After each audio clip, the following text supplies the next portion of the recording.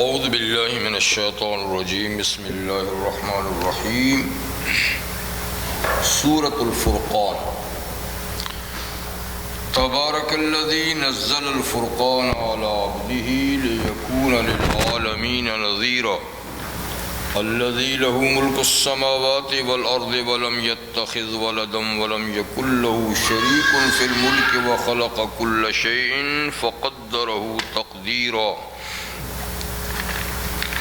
واتخذوا من دونه آلهة لا يخلقون شيئا وهم يخلقون ولا يملكون لأنفسهم ضرا ولا نفعا ولا يملكون موتا ولا حياة ولا نشورا وقال الذين كفروا إن هذا إلا إفك افتراه وأعانه عليه قوم آخرون فقد جاءوا ظلما وزورا وقالوا أساطير الأولين اكتتبها فهي تملى عليه بكرة وأصيلا قل أنزله الذي يعلم السر في السماوات والأرض إنه كان غفورا رحيما وقالوا ما لهذا الرسول يأكل الطعام ويمشي في الأسواق ولولا انزل الیہ ملک فیکون معه نذیرا او یلقى الیہ کنز او تکون له جنۃ یأکل منها وقال الظالمون ان تتبعون الا رجلا مسحورا انظر کیف ضربوا لك الامثال فضلوا فلا يستطيعون سبیلا صدق اللہ العظیم۔ سورۃ الفرقان کی آیت نمبر 1 سے 9 تک آیات آپ کے سامنے اس وقت تلاوت کی گئیں۔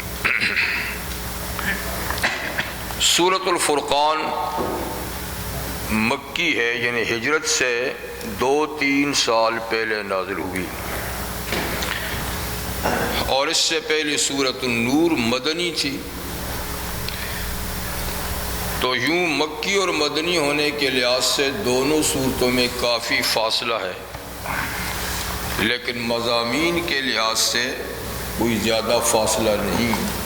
جو اس صورت میں مرکزی مضامین تھے وہ اس کے اندر بھی وہی ہیں۔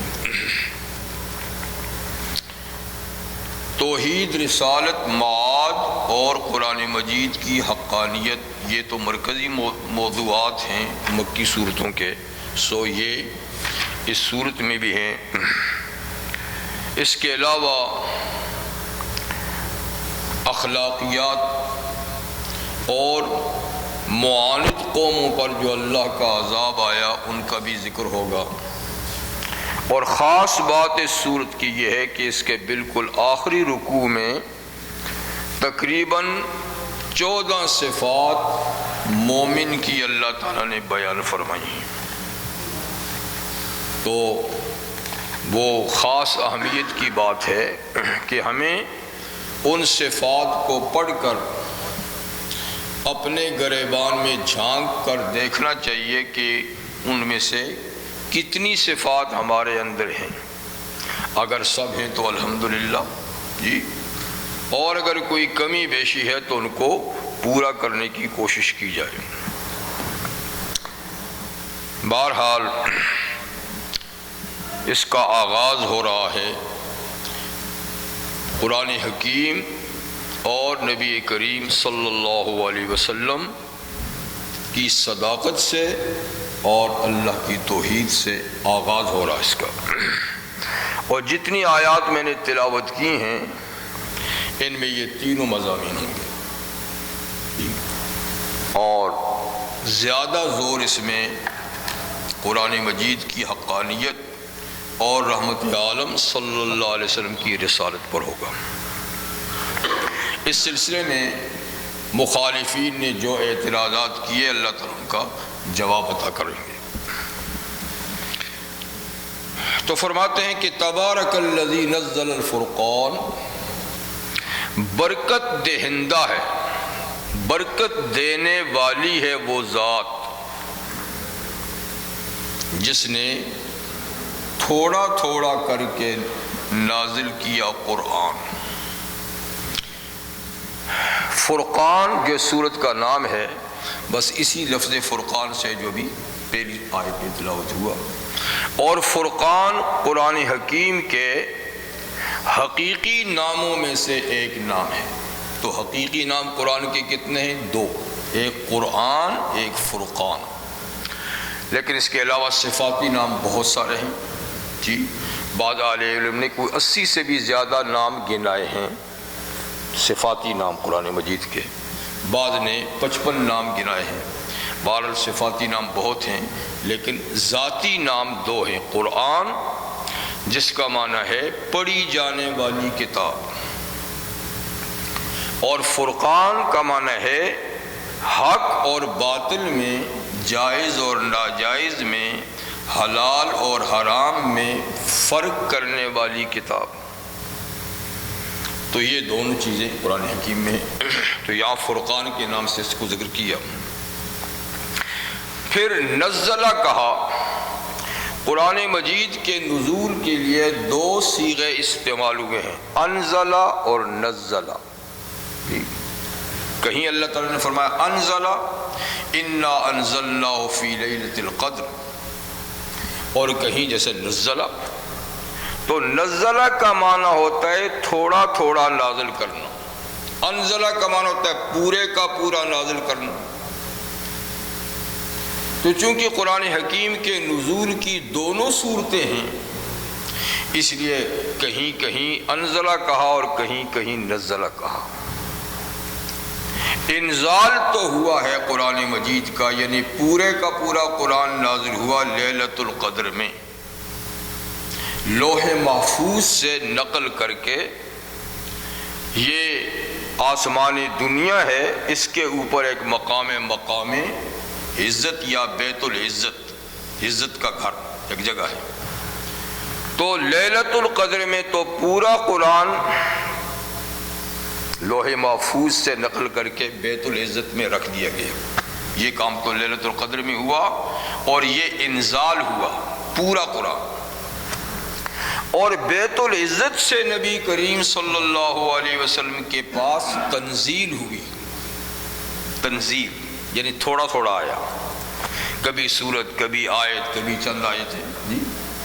اور یہ تنزیل کا زمانہ 23 سال ہے، انزال کا زمانہ ایک رات، اور رات کا بھی ایک حصہ، اور تنزیل 23 سال ہے۔ تو یہاں تنزیل ہے، یعنی حضور صلی اللہ علیہ وسلم کے پاس فرقان تھوڑا تھوڑا کر کے اللہ نے نازل کیا۔ اور اس کی وجہ یہ بھی قرآن مجید پر اعتراض کی ایک وجہ بنی تھی کہ یہ کیا بات ہے، اور آسمانی کتابیں تو یکمشت ایک ساتھ نبیوں کو ملتی رہیں، اور قرآن مجید ایک ساتھ نہیں ملا۔ تو اس کا جواب تو اسی صورت میں آگے بھی آئے گا، اور اس کا جواب ایک اللہ تعالیٰ نے سورۃ بنی اسرائیل کے بالکل آخر میں بھی دیا ہے کہ ہم نے قرآن مجید اس لیے مختصر تھوڑا تھوڑا کر کے نازل کیا ہے کہ تاکہ آپ اس کو تقرؤوا علی الناس علی مکثن، آپ لوگوں پر ٹھہر ٹھہر کر اس کو پڑھیں، تو آپ کے پڑھنے میں بھی سہولت ہوگی کہ ایک کتاب اکٹھی سب لوگوں کو پڑھ کے سنا دیں، آپ کے لیے بھی دشواری، سننے والوں کے لیے بھی دشواری۔ لیکن جوں جوں آیتیں صورتیں نازل و مختصر اور اسی وقت آپ سنا دیں تو آپ کے لیے سنانا آسان، ان کے لیے سننا آسان، آپ کے لیے سکھانا آسان، ان کے لیے سیکھنا آسان جی۔ تو اس لیے فرمایا کہ ہم نے اس کتاب کو اس انداز سے نہیں ذکر کیا، اور اس کی بڑی وجہ یہ ہے کہ قرآن حکیم چونکہ آخری کتاب ہے، اب اس سے استفادہ تا قیامت لوگ کرتے رہیں گے۔ تو اللہ تعالیٰ کی مشیت اور مرضی یوں ہوئی کہ جس کو کتاب دی جا رہی ہے وہ بھی اس کو خوب اچھی طریقے سے محفوظ کرے، اپنے دل و دماغ میں اور اچھی طریقے سے اس کو سمجھیں اور اچھے طریقے سے اگلوں کو یہ سمجھائیں، اور سمجھنے والے جو ہیں آپ کے طالب العلم وہ بھی بخوبی اس کو سمجھیں تاکہ یہ سلسلہ آگے وہ پہنچاتے رہے، آگے جاتا رہے۔ اسی لیے تعلیم کا اسلام میں یہی طریقہ ہے کہ تھوڑا تھوڑا کر کے سکھایا جائے۔ پیغمبر کریم صلی اللہ علیہ وسلم کی عام تبلیغ یا تعلیم کا طریقہ یہ تھا کہ ہفتہ واری ایک دن لیکچر دیا کرتے تھے، ایک دن خطبہ، ٹھیک ہے۔ تو آگے صحابہ کرام کا بھی یہی طریقہ تھا کہ وہ ہفتے میں ایک دن۔ عبداللہ بن مسعود رضی اللہ عنہ جب کوفہ میں تشریف لے گئے اور آپ نے ہفتہ واری درس دینا شروع کیا تو لوگ بڑے متاثر ہوئے آپ کے درس سے، تو انہوں نے درخواست کی کہ حضرت اگر آپ ایک دن سے زیادہ درس دیا کریں تو۔ آپ نے فرمایا کہ ہمیں حضور ایک ہی دفعہ درس دیتے تھے، اور اس اندیشے کی وجہ سے کہ ہم اکتا نہ جائیں، تو اس لیے ضرورت تو ہے لیکن میں بھی تمہاری اکتاہٹ کی وجہ سے ایک ہی دن دوں گا۔ تو الحمدللہ ہم بھی ہفتے میں ایک ہی دن آتے ہیں، چلیے باقی دنوں میں بھی آپ کے پروگرام تو ہوتے رہتے ہیں لیکن ہفتے میں ایک دن یہ سنت ہے، ٹھیک ہے، تو تاکہ یہ لوگ سمجھیں اچھی طریقے سے اور اکتائیں نہیں، اور آگے یہ سلسلہ تا قیامت جاری و ساری رہے۔ اس لیے کہ پہلی کتابوں کے ساتھ جو حشر ہوا وہ یہ ہوا کہ ایک دم پوری کتاب آ گئی، اور مزاج تو بدلے نہیں تھے، پہلا مزاج بالکل آزادانہ تھا، ایک دم جو قانونی پابندیاں آئیں تو ان کے لیے مشکل بن گیا۔ تو بنی اسرائیل نے صاف لفظوں میں کہہ دیا کہ سمینا وعصینا، سن تو لی ہم نے کتاب لیکن مان نہیں سکتے، اتنی پابندیاں کون؟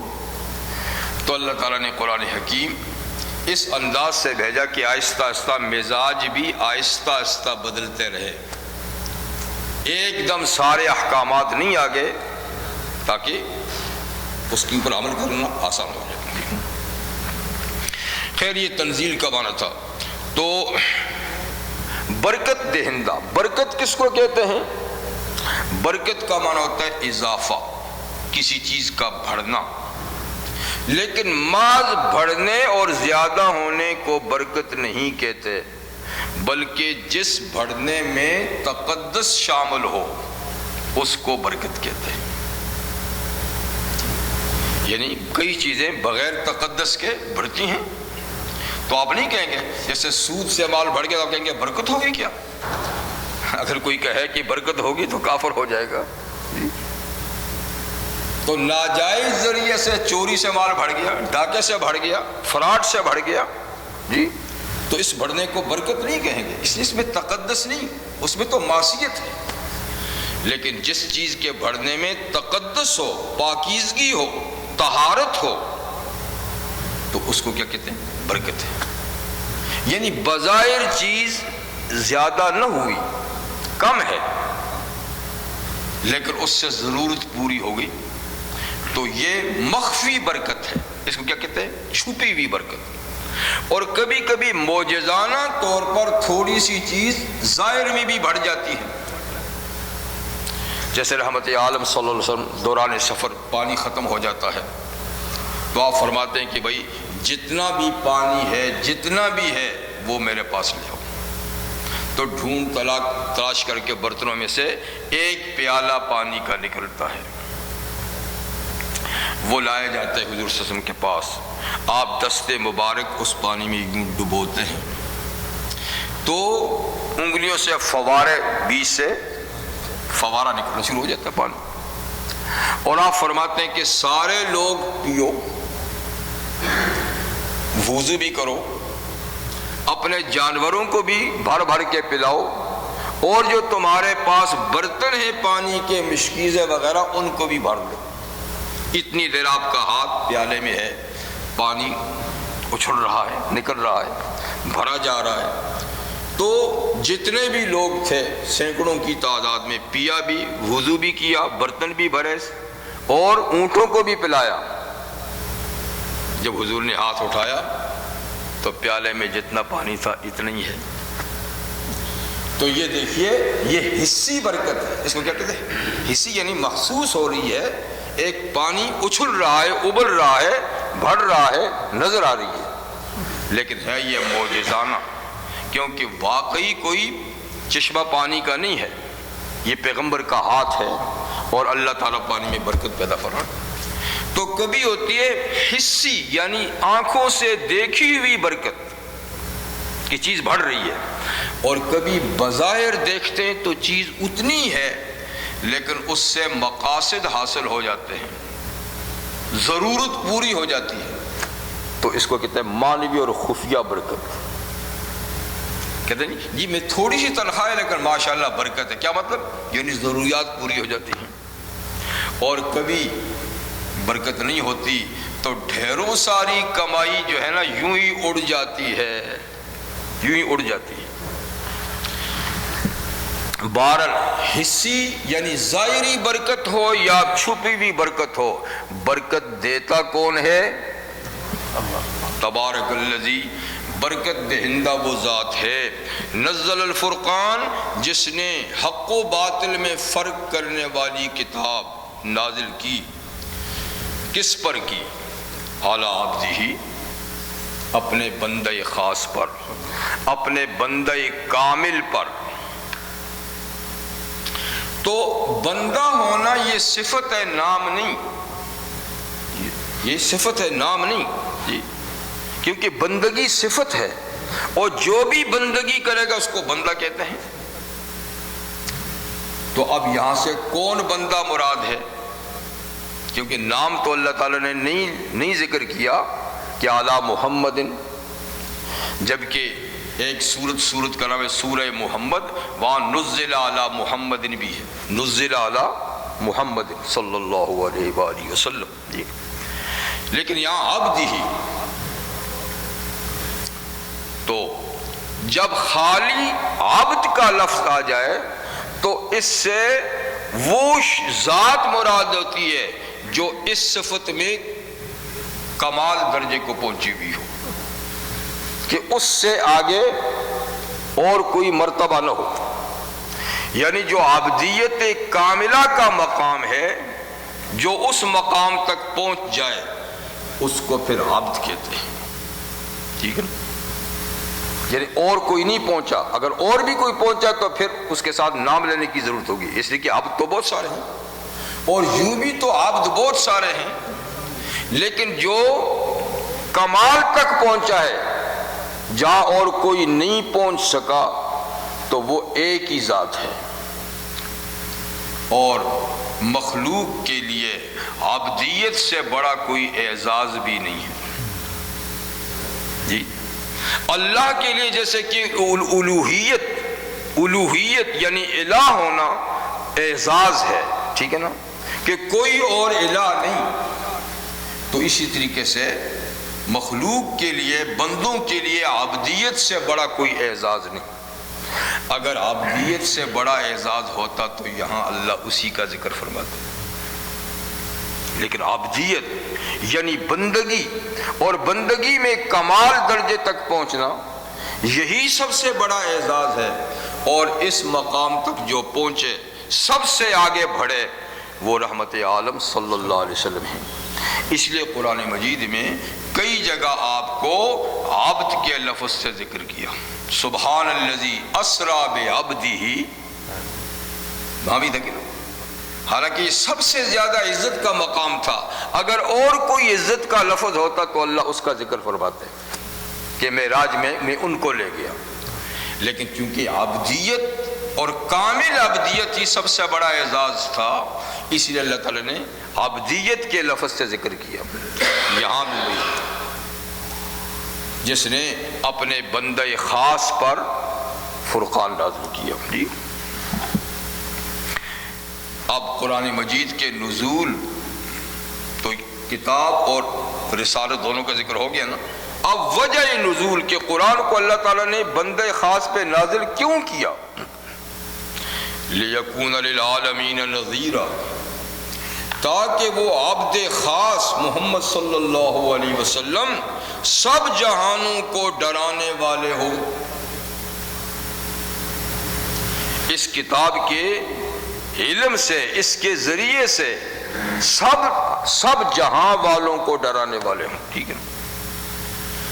تو یہاں نبی کریم صلی اللہ علیہ وسلم کی ایک صفت بیان کی نذیر، لیکن آپ کی ایک اور صفت بھی ہے بشیر، بلکہ حضور کی تو 20 اور بھی صفات ہیں، لیکن قرآن مجید میں 2 صفتیں خاص طور پہ ذکر کی ہیں، بشیر اور نذیر، مبشرا و نذیرا۔ اور یہ صرف حضور صلی اللہ علیہ وسلم کی صفات ہی نہیں، ہر نبی کی صفت ہے۔ اللہ تعالیٰ سورہ بنی اسرائیل میں فرماتے ہیں رسلا مبشرین و منذرین، بلکہ سورہ نساء میں ہے رسلا مبشرین و منذرین، ہم نے بہت سے رسول بھیجے جو مبشر بھی تھے نذیر بھی تھے، یعنی جو ان کی دعوت پہ لبیک کہتا اس کو اللہ کی رحمت کے مقام، اللہ کی رضا کے مقام کی خوشخبری سنانے والے، اور جو اللہ تعالیٰ کی دعوت کو قبول نہ کرتا اس کو اللہ کے غضب اور مقام غضب سے ڈرانے والے۔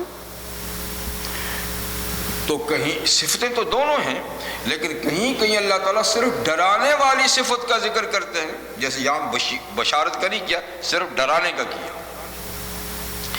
اس لیے کہ ڈرانا زیادہ اہم ہے، خطرے سے آگاہ کرنا زیادہ اہم ہے۔ تو اس لیے کبھی جیسے کہ سورہ مدثر میں یا ایھا المدثر قم فانذر، فابشر نہیں، قم فانذر، ایک کملی میں لپٹنے والے پیغمبر اٹھ اور ڈرا۔ تو وہاں صرف ڈرانے کی صفت، یہاں بھی صرف ڈرانے کی صفت، ورنہ ہے بشیر اور نذیر دونوں صفات ہیں۔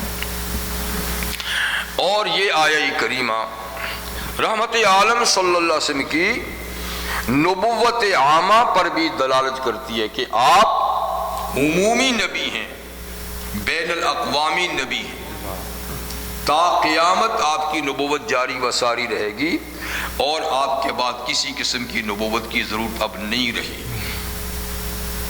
کیونکہ سب جہانوں کو ڈرانے کی ذمہ داری جب آپ کی ہوئی تو اور کسی کے آنے کی کیا ضرورت ہوئی؟ تو اور انبیاء چونکہ صرف قوموں کو ڈرانے والے تھے تو ایک نبی کے بعد دوسرے نبی، اور آپ چونکہ اقوام عالم کو ڈرانے والے ہیں اس لیے آپ کے بعد نبوت کی ضرورت نہیں۔ الذی لہ ملک السماوات والارض، یہ اب توحید کا مسئلہ، توحید یعنی مرتبے اور مقام کے لحاظ سے تو توحید کا مسئلہ سب سے پہلے ہے، پھر رسالت کا مسئلہ ہے، پھر لیکن اللہ تعالیٰ کبھی کبھی ترتیب بدل دیتے ہیں، تو یہاں ترتیب بدل دی ہے، اصل ترتیب کے لحاظ سے تو توحید مقدم، پھر رسالت ہی، پھر باقی سارے مسئلے، لیکن ترتیب کبھی یوں اس لیے بھی بدل جاتی ہے اور رسالت اس لیے بھی ضروری ہو جاتی ہے کہ خود توحید کا صحیح پتہ رسالت کے بغیر نہیں چلتا، ٹھیک ہے نا؟ کہ اللہ کی توحید کیا ہے، اللہ تعالیٰ کے حقوق کیا ہیں، تو یہ جب تک نبی نہ بتائے نا تو آدمی اپنی عقل سے توحید کے صحیح معرفت حاصل نہیں کر سکتا، جو کرے گا اپنے ذہن سے کرے گا۔ تو اس لیے بھی کبھی توحید سے رسالت کو پہلے بیان کرتے ہیں کہ رسالت پر ایمان لاؤ تاکہ تمہیں توحید کا پتہ چلے، لیکن اصل کے لحاظ سے توحید مقدم ہے۔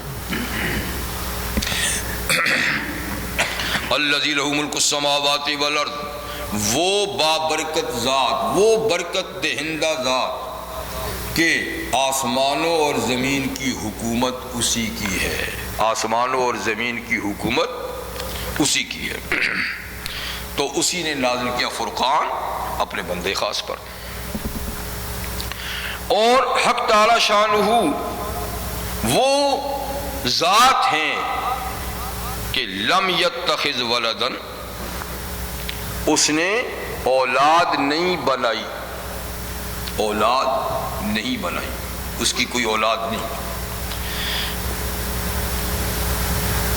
دیکھیے اولاد دو طرح کی ہوتی ہے، ایک حقیقی ایک مجازی۔ ایک جو اپنے سے پیدا ہو وہ حقیقی اولاد ہوتی ہے، ایک کسی کو اولاد بنا دے کسی اور کو جی تو وہ مجازی ہوتی ہے۔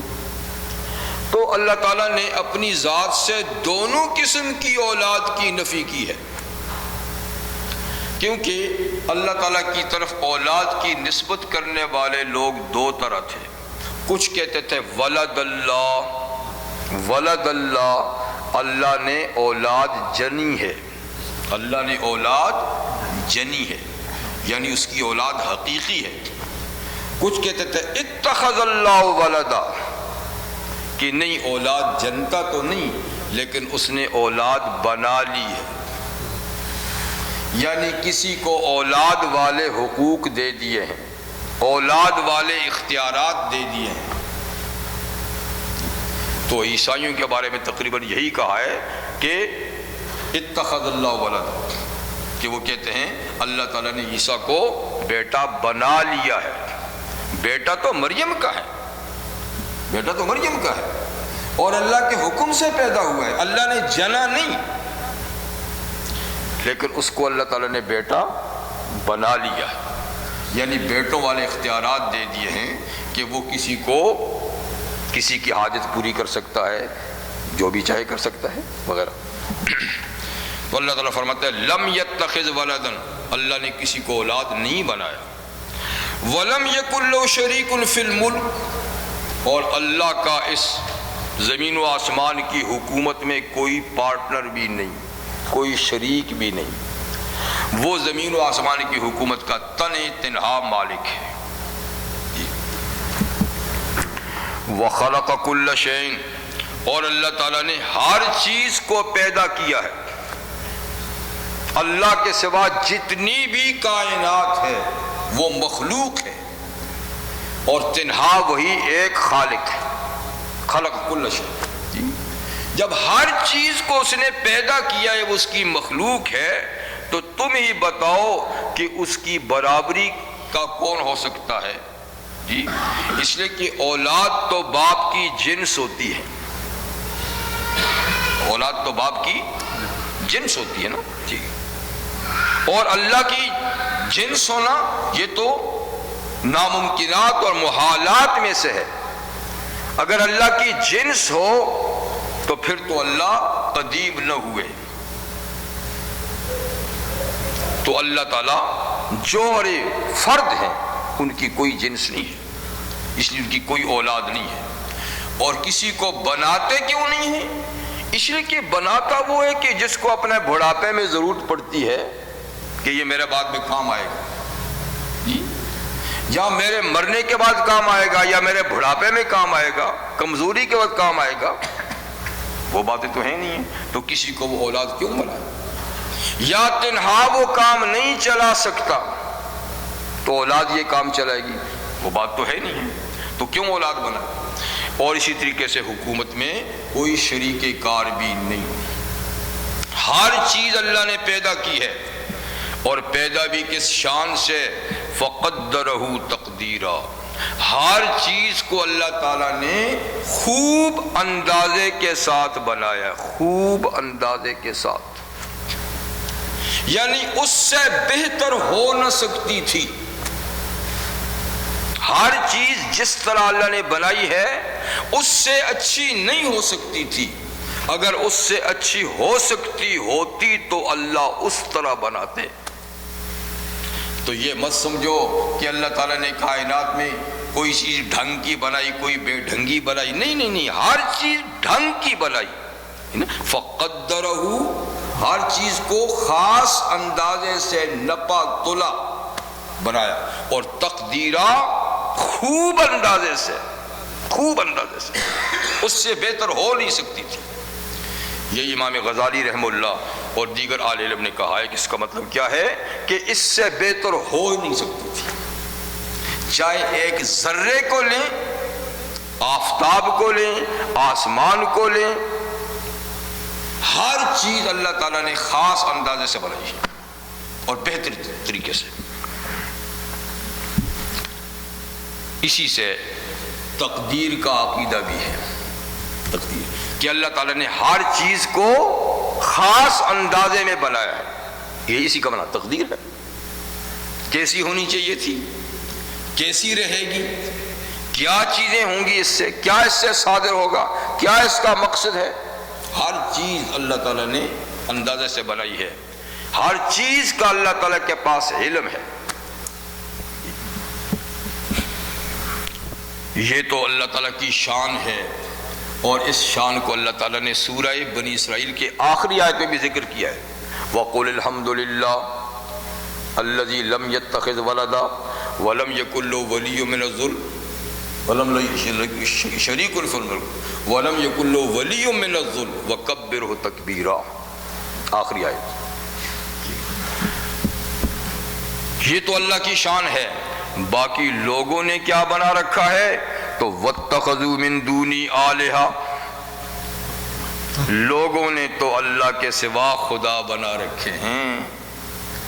خدائی کی شان، الوہیت کی شان تو تنہا اسی کی ہے، پر لوگوں نے اس کے سوا آلہہ کئی خدا بنا رکھے ہیں، کئی خدا بنا رکھے ہیں۔ کسی نے دو بنا رکھے ہیں، کون؟ آپ یاد نہیں رکھتے بات، مجوسی، ان کو کہتے ہیں سنوی۔ سنوی کا معنی دو خدا ماننے والے۔ نیکی کا ایک ہے تو بدی کا ایک ہے، روشنی کا ایک ہے اور اندھیرے کا ایک ہے جی۔ اور کسی نے تین بنا رکھے ہیں، آپ کے پڑوسی ان کے تین بنا رکھے ہیں، اللہ، روح القدس اور بیٹا۔ اور پھر عجیب جنجال ہے ان کا یہ عقیدہ، تین کبھی مل کے ایک ہو جاتے ہیں، ایک کبھی تین ہو جاتے ہیں۔ کہتا بیٹا بھی ہے پر جنا بھی نہیں، بیٹا بھی ہے پر جنا بھی نہیں۔ تو عجیب سا ان کا ملحوبہ ہے عیسائیوں کا، تثلیث کا، بلکہ ان کے اپنے اہل علم بھی اس کو نہیں سمجھ سکتے، کہتے سمجھنے کی بات نہیں، بس یہ عقیدہ ہے، کہتے سمجھنے کی بات نہیں ہے، سمجھ میں ہمارے بھی نہیں آتی کہتے ہیں، لیکن بات یہ ہے۔ تو خیر کسی کے تین ہیں، اور آریہ سماج جو ہندوؤں کا بڑا فرقہ ہے نا جی، تو وہ بھی 107 ہے، تین بھائی، اور ایسے عام ہندوؤں کے تو کروڑوں ہیں، ہاں ان کے تو کروڑوں ہیں، لیکن جو آریہ سماج ہے وہ چلتے چلتے چلتے تین میں آ کر وہی پھنس گیا، برہما جی، وشنو جی، شنو جی۔ تو برہما جی کہتے ہیں وہ ہے تو خالق، کہ وہ کہتے ہیں کائنات کا کیا ہے؟ خالق، لیکن بس کائنات کی تخلیق کی ہے، چلاتا وہ نہیں ہے، بس پیدا کر کے فارغ ہو گئے، ریٹائر جی۔ اور پھر کہتے ہیں پیدا کرنے کے بعد اس نے اپنے نیچے ماتحت دو کے کام حوالے کر دیا ہے، وشنو جی کے حوالے کر دیا ہے سنبھالنا، کہ پیدا تو میں نے کر دیا، سنبھالے آپ، اور دوسرے جو ہے نا ان کے ذمہ ہے بگاڑنا، تو ایک کے ذمہ سنبھالنا، اب دونوں کی کشمکش ہے، ان دونوں کی آپس میں کشمکش ہے، ایک سنبھالتا ہے ایک بگاڑتا ہے جی۔ اب ہندو بیچارے کبھی اس کو راضی کرتے ہیں کبھی اس کو راضی کرتے ہیں، اور پھر عام ہندوؤں میں تو ماشاءاللہ بہت سارے ہیں جی۔ تو انہوں نے کئی خدا بنا رکھے ہیں۔ دیکھیے مکہ والے حضور صلی اللہ علیہ وسلم کی تشریف آوری سے پہلے ان کے بھی بے شمار خدا تھے، 360 تو بیت اللہ کے اندر باہر رکھے ہوتے نا، اور قبائل کے اپنے اپنے بھی تھے، اور تین مرکزی ان کے الہوں کا ذکر تو اللہ نے قرآن سورہ نجم میں کیا ہے، افرأیتم اللات والعزی ومنات الثالثۃ الاخری، لات، منات، عزا، یہ 3 بڑے تھے، اور ایک بڑے تھے ہبل جو بیت اللہ کی چھت پہ اس کو کھڑا کیا ہوا تھا، باقی چھوٹے موٹے بھی بہت سارے تھے۔ تو ان لوگوں نے اللہ کے سوا معبود بنا رکھے ہیں۔ لا یخلقون شیئا، معبود بھی ایسے جو کچھ بھی نہیں پیدا کرتے، کچھ بھی۔ شے کس کو کہتے ہیں؟ شے جو چیز محسوس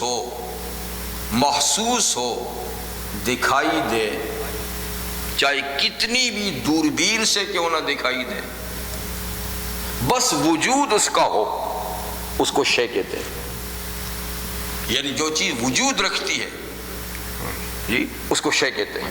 تو اللہ فرماتا ہے لا یخلقون شیئا، یہ سارے کے سارے ان کے معبود جو ہے نا ایک شے کو بھی نہیں پیدا کر سکتے۔ ایک شے جس کو کہتے ہیں جی، ایک ذرہ، بلکہ وہم یخلقون، وہ خود پیدا کیے ہوئے ہیں، وہ خود پیدا کیے ہوئے ہیں، اور وہ پیدا بھی کس نے کیے ہیں؟ خود انہوں نے۔ یعنی جو عابد ہیں انہوں نے اپنے معبود خود اپنے ہاتھوں سے بنائے، اور انہوں نے آگے کچھ بھی نہیں بنایا۔ تو دیکھیے کتنی مت ماری ہوئی ہے ان کی، عقل ان کی گئی گزری ہے کہ اپنے ہاتھ سے سونے کے، چاندی کے، پیتل کے، تانبے کے، جی پتھروں کے، مختلف دھاتوں کے خود مورتیاں بناتے ہیں، پھر خود ہی نام رکھتے ہیں کہ یہ فلان نبی کی مورتی ہے۔ جیسے کہ بیت اللہ بھی تھی نا، ابراہیم علیہ السلام کی مورتی، اسماعیل علیہ السلام کی مورتیاں جی بیت اللہ کے اندر رکھی جی، یا یہ فلاں ولی کی مورتیاں ہیں جی، یا یہ فلاں جن کی مورتی ہے، یہ فلاں فرشتے کی مورتی ہے، تو یہ سورج کی ہے، یہ چاند کی ہے، یہ فلاں ستارہ فلاں سیارے کی ہے۔ جیسے یونانی لوگ، جیسے کلدانی لوگ ان کی بھی پوجا کرتے تھے، ان کے نام کے بھی مندر تھے جی، یہ زہرہ ہے، یہ عطارد ہے، یہ مریخ ہے، ان کے ناموں کی مورتیاں تھیں۔ تو اپنے ہاتھ سے گھڑ کے پھر کہتے ہیں یہ فلانے کی ہے جی، تو وہ انہوں نے خود بنائی ہیں۔ وہ بیچاری مورتیاں ان کی بنائی ہوئی ہیں، ان کی حفاظت بھی یہی کرتے ہیں، مندر میں لا کے رکھا جی، اور اسی کے سامنے ہاتھ جوڑے، اسی کے نام سجدہ کیا، اسی سے حاجت مانگی، اور پھر کوئی چرا کر نہ لے جائے تو دروازے کو لاک بھی کر دیا، خدا کو کوئی چرا کر نہ لے جائے۔ جو اپنا تحفظ نہیں کر سکتا وہ تمہیں کیا دے گا؟ جو خود محتاج ہوئے دوسرے کا، بھلا اس سے مدد کا مانگنا کیا؟ تو مدد بھی مانگ رہے ہیں، حفاظت بھی کر رہے ہیں۔ اللہ تعالیٰ سورہ یاسین میں فرماتے ہیں وَهُمْ لَهُمْ جُنْدٌ مُحْضَرُونَ، وَهُمْ لَهُمْ جُنْدٌ مُحْضَرُونَ، اور یہ خود اپنے خداؤں کے سامنے پوری فوج کی طرح حاضر ہوتے ہیں حفاظت کے لیے۔ یا یوں کہیں کہ ان کے خدا جو ہیں وہ ایک فوج ہے، ایک نہیں ہے، سینکڑوں ہیں، سارے مل کر کیا کریں گے؟ وَهُمْ يُخْلَقُونَ وَلَا يَمْلِكُونَ لِأَنفُسِهِمْ ضَرًّا وَلَا نَفْعًا، وہ تو اپنی ذات کے لیے بھی نہ تو نقصان پہنچانے کا اختیار رکھتے ہیں اور نہ ہی نفع پہنچانے کا۔ وہ اپنے وجود میں بھی محتاج، اپنی حفاظت میں بھی ان کے محتاج جی۔ وَلَا يَمْلِكُونَ مَوْتًا، اور وہ موت کا اختیار بھی نہیں رکھتے کہ کسی کو موت دے دے۔ وَلَا يَمْلِكُونَ حَيَاتًا مَوْتًا وَلَا حَيَاتًا، اور نہ کسی کو زندگی دینے کا اختیار رکھتے ہیں۔ وَلَا نُشُورًا، اور نہ کسی کو قبر سے دوبارہ قیامت کے دن اٹھانے کا اختیار رکھتے ہیں۔ ایسے بے اختیار ہیں، نہ اپنی ذات کے لیے نفع نقصان کا اختیار جی، نہ اپنی موت کا، نہ اپنی زندگی کا، نہ اپنے اٹھانے کا، اور نہ دوسروں کا، کچھ بھی ان کے پاس اختیار نہیں۔ لیکن ان کو خدا مان کر پھر بھی ان کی عقل پہ کوئی فرق نہیں پڑتا، اور پھر بھی اپنے آپ کو عقل مند ہی کہتے ہیں۔ اب دیکھیے کہ بت پرست لوگ جو ہیں یہ ہم ان کو کتنے ہی کم عقل کیوں نہ کہیں، لیکن وہ اپنے آپ کو کم عقل کہتے ہیں۔ بڑے بڑے پی ایچ ڈی ہیں، ان میں ڈاکٹر ہیں، ان میں انجینئر ہیں، ان میں بڑے بڑے سیاستدان ہیں، سائنسدان ہیں، تعلیم یافتہ ہیں جی، لیکن اتنی عقل و شعور کے باوجود ان کی عقل اتنا بھی کام نہیں کرتی کہ وہ خدا کس کو مان رہے ہیں، با اختیار کس کو مان رہے ہیں جی، اور ہاتھ کس کے سامنے پھیلا رہے ہیں، جھکتے کس کے سامنے، نظر کس کو پیش کر رہے ہیں، اس طرف عقل نہیں جاتی۔ یہ بات آپ کو پہلے بھی سمجھ آئی ہے، لیکن آپ بھی یاد تو نہیں رکھتے، لیکن مجھے بار بار بات کہنی پڑتی ہے کہ یہ سوال ہے کہ اتنے عقل مند لوگ ہیں، آپ ان کو کہتے ہیں بے عقل ہیں۔ تو بھائی بات یہ ہے کہ عقل دو طرح ہوتی ہے، عقل ایک ہے عقل معاد اور ایک ہے عقل معاش۔ ہم ان کو عقل معاش کے لحاظ سے بے عقل نہیں کہتے، وہ ہم سے بھی زیادہ عقل مند ہیں عقل معاش کے لحاظ سے۔ دنیا کیسی کمانی ہے، دنیا کے علم کیسے سیکھنے ہیں جی، دنیا میں کس طریقے سے رہنا سہنا ہے، اس معاملے میں تو وہ ہم سے بہت آگے، عقل معاش تو بڑی رکھتے ہیں، لیکن جہاں تک عقل معاد کا تعلق ہے وہ سرے سے نہیں ہے۔ آگے مریں گے تو آگے کیا ہوگا، کہتے ہیں ہوگا کچھ نہیں ہوگا، مر جائیں گے تو مٹی میں مل جائیں گے، بس ختم، کوئی حساب کتاب نہیں ہے۔ تو آگے کے بارے میں ان کی عقل بالکل کام نہیں کرتی، اور دنیا کے بارے میں ان کی عقل بہت ہی تیز ہے، تو بے عقل ہیں آخرت کے لحاظ سے اور با عقل دنیا کے لحاظ سے، ٹھیک ہے نا۔ اس لیے جہاں آخرت کی بات آتی ہے تو مورتیوں کے سامنے جھکتے ہیں، عقل کام نہیں کرتی، اور جب دنیا کی بات آتی ہے تو ماشاءاللہ۔ یہ تو اللہ تعالیٰ نے اپنی توحید کا مسئلہ بیان کر دیا، ٹھیک ہے نا۔ اب قرآن مجید کا بھی ہو گیا، رسالت کا بھی ہو گیا، توحید کا بھی ہو گیا۔ اب قرآن مجید پر اعتراضات کا جواب۔ وَقَالَ الَّذِينَ كَفَرُوا إِنْ هَذَا إِلَّا إِفْكٌ افْتَرَاهُ، اور کافر لوگ کہتے ہیں، یعنی رسول اللہ صلی اللہ علیہ وسلم کے زمانے میں جو کافر تھے وہ کہتے ہیں نہیں ہے یہ قرآن الا افکن، مگر یہ نرا جھوٹ ہے، معاذ اللہ ثم معاذ اللہ جی، نہیں ہے یہ قرآن مگر یہ جھوٹ ہے۔ افطرا ہو، جو اس شخص نے یعنی حضور صلی اللہ علیہ وسلم کے بعد اس شخص نے خود سے گھڑ رکھا ہے، خود سے گھڑا ہے، یعنی اللہ نے یہ کتاب نہیں بھیجی، یہ انہوں نے خود گھڑا ہے، اور گھڑ کے اللہ کے ذمہ لگا دیا ہے کہ خدا نے بھیجا ہے۔ تو ایک چیز کسی نے نہ کی ہو تو اس کے ذمہ لگانا جھوٹ ہوتا ہے نا۔ تو اس لیے کہتے ہیں کہ چونکہ یہ خود بنا کر پیش کرتا ہے ہمارے سامنے، اور پھر کہتا ہے یہ اللہ نے نازل کیا ہے، اس لیے یہ اس کا من گھڑت جھوٹ ہے۔ افک کا لفظ پہلی صورت میں بھی گزرا ہے، وہ ایک قصہ واقعہ افک جو حضرت عائشہ صدیقہ پر منافقین نے لگایا تھا، اس کو اللہ نے کیا فرمایا؟ افک، یعنی بالکل خالصتاً جھوٹ، جس میں سچائی کا شائبہ تک بھی نہیں ہے۔ تو قرآن کے بارے میں انہوں نے یہی کہا کہ اگر یہ اللہ کی کتاب ہوتی تو پوری کیوں نہیں آئی تورات انجیل کی طرح؟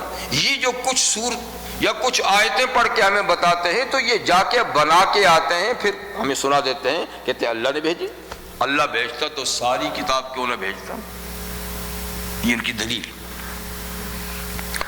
اور پھر کہتے تھے یہ کام اکیلا نہیں کرتا، وَأَعَانَهُ عَلَيْهِ قَوْمٌ آخَرُونَ، اور مدد کی ہے اس کے بنانے پر دوسری قوم کے کچھ لوگوں نے، کچھ دوسری قوم کے لوگ بھی اس کے ساتھ ملے ہوئے ہیں، یہ ان سے سیکھ کے بناتا ہے۔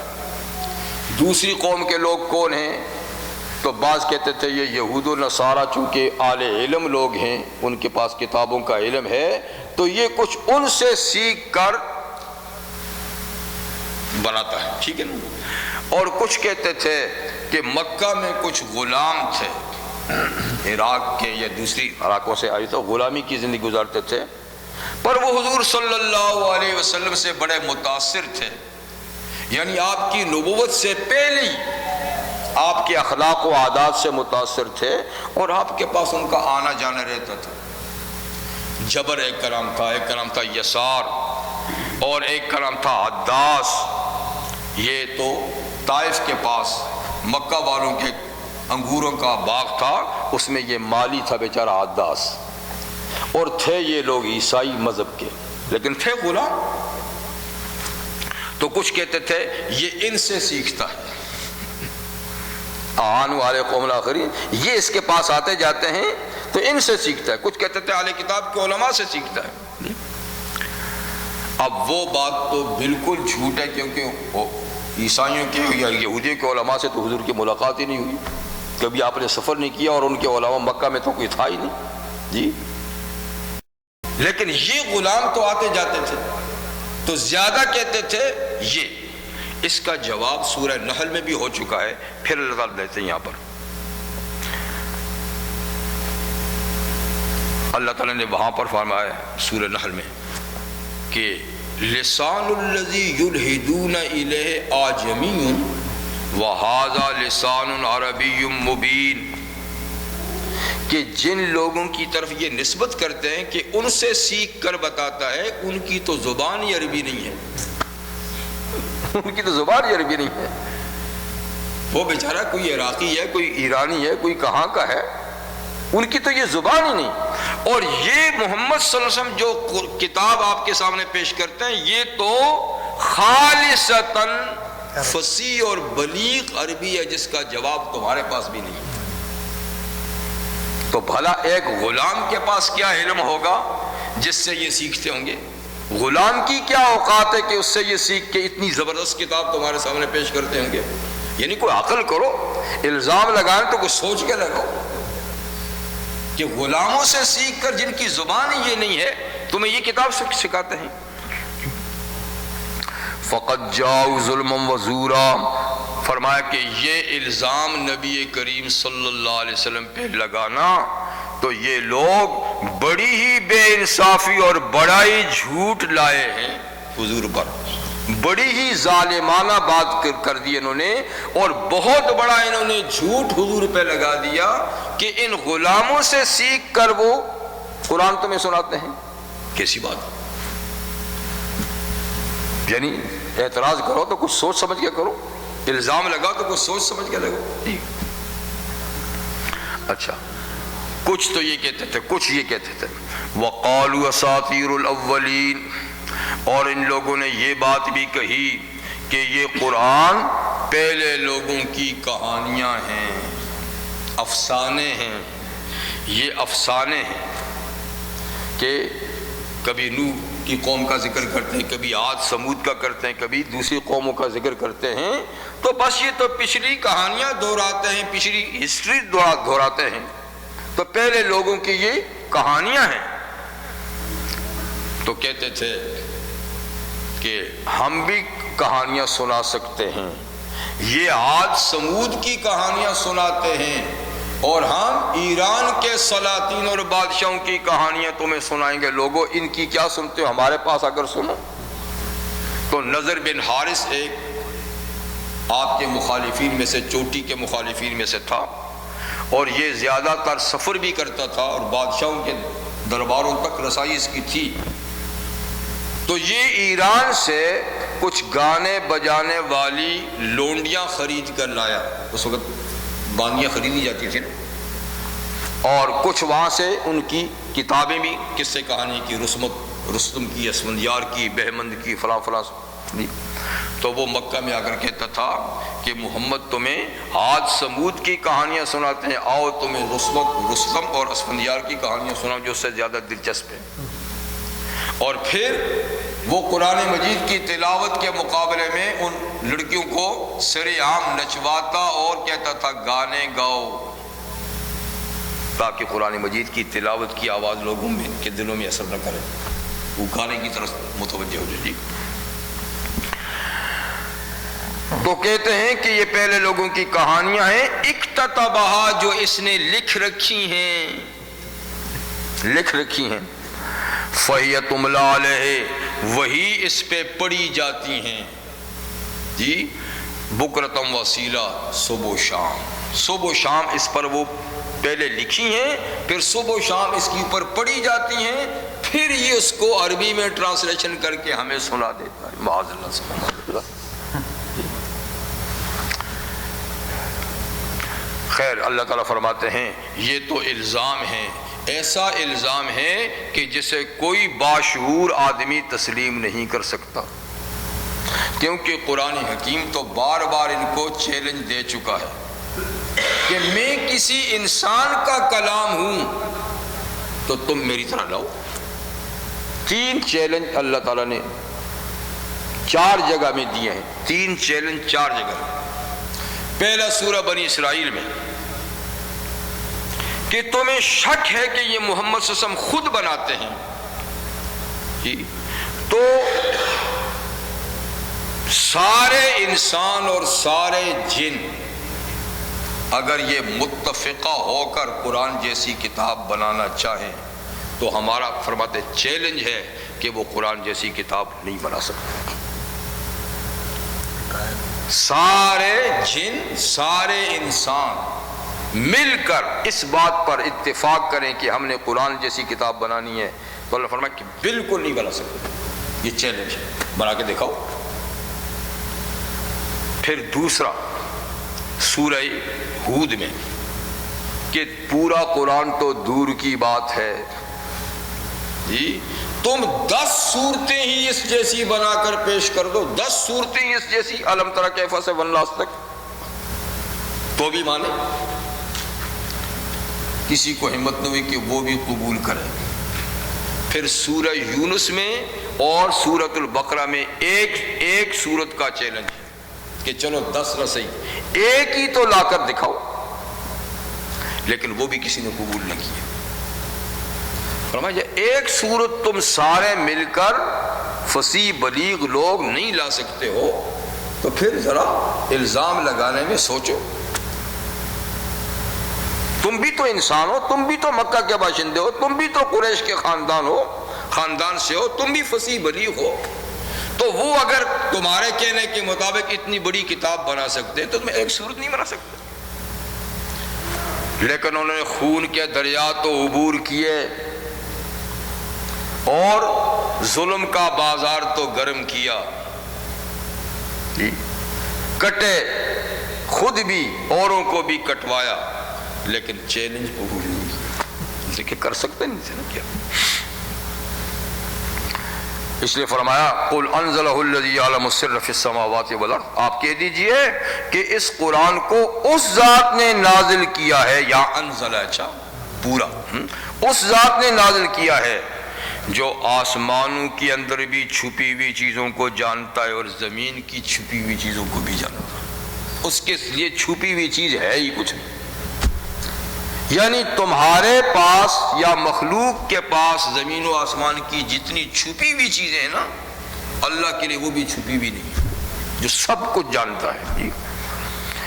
انہ کان غفور الرحیم، وہ بڑا باعظمت ہے، اور یہ کتاب اسی کا علم ہے، یہ اس کے علم سے نازل ہوئی ہے۔ انزلہ بعلمہ، دوسری آیت میں انزلہ بعلمہ، اللہ تعالیٰ نے اپنے علم سے اس کو نازل کیا ہے، اور اللہ کے علم کا کوئی جواب نہیں، اس لیے اس کتاب کا کوئی جواب نہیں۔ جی انہ کان غفور رحیم، اور اللہ کی شان یہ ہے کہ وہ غفور اور رحیم ہے، بہت بخشنے والا ہے، بڑا ہی مہربان ہے۔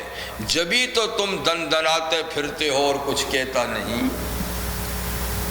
ورنہ تم اس کی شان میں گستاخی کرو، اس کی کتاب کے بارے میں، اس کے نبی کے بارے میں گستاخی کرو، تمہیں رہنے دے۔ لیکن یہ غفور ہے، رحیم ہے، تو اس لیے مہلت دیتا ہے، بڑا وقت وقت دیتا ہے سوچنے سمجھنے کے لیے۔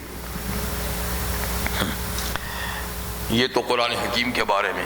اب رسول اللہ صلی اللہ علیہ وسلم کے بارے میں کچھ کہیں کہ تھک گئے ہیں؟ میری مرضی نہیں، مرضی تو آپ حضرات کی ہے۔ میں نے تو آیتیں پڑھی ہیں، تو جیسے آپ ایک دوسرے کو کیا دیکھتے ہیں، اپنی اپنی رائے پیش کریں۔ پھر ٹائم تو صبح تک ہے، ماشاء اللہ ٹائم صبح تک ہے، لیکن دوسروں کا خیال رکھیں۔ چلیے پھر وقت کیوں ضائع کرتے ہیں، تو یا مجھے چلنے دیں اور یا پھر آپ فیصلہ سنا دیں مجھے۔ پھر ہو گیا، چلو چلیے جی، پھر ہو گیا، کیونکہ 9:30 بھی بجنے والے ہیں نا۔ ٹھیک ہے، کوئی بات پہ جو اعتراض ہے نا، اب اگلی آیتوں میں اس کا جواب ہے۔ چلو